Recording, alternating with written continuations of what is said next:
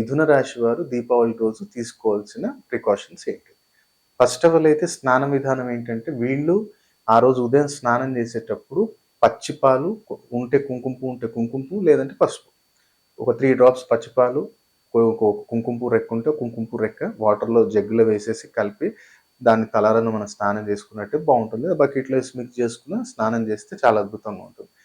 అలాగే మనం ఆ రోజు గణపయ్యకి ఎందుకు ఆరాధన చేయాలి అంటే, మనకి ఇప్పుడు దీపావళి అనుకోండి. మనం ఈ సంవత్సరం ఏం కోరుకుంటున్నాం, అమ్మని కోరుకోవాలి అంటే ఇప్పుడు స్థిరలక్ష్మి ఉండాలి అంటే, ఆమె చంచల తత్వం ఉంటుంది. మరి ఆమెను కంట్రోల్ చేసేది ఎవరు? గణపయ్య కదా!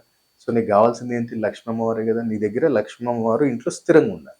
కాబట్టి ఆ రోజు ఫస్ట్ గణపయ్యని ఆరాధన చేసి, సాయంత్రం మనం లక్ష్మీ అమ్మవారి ఆరాధన చేసినట్టయితే చాలా అద్భుతంగా ఉంటుంది. ఒక 14 లవంగాలు తీసుకోండి మంచివి. ఒక 14 లవంగాలు, ఒక 11 యాలక్కాయలు. వీటిల్ని ఒక మాలలాగా చేయండి. ఒక 14 లవంగాలు, 11 యాలక్కాయలు అంటే ఇలాచి. రెండిటిని తీసుకొని నేను ఇంతకుముందు చెప్పినట్టే కుట్టొద్దు. జస్ట్ మాలలాగా పసుపు రంగు దారంతోటి తీసుకొని దాన్ని మాలలాగా అల్లండి. అలాగే ఇంట్లో ఏంటంటే ఆ రోజు బెల్లమన్నం ప్రిపేర్ చేపియండి. ఎవరు? మిథున రాశి వారు.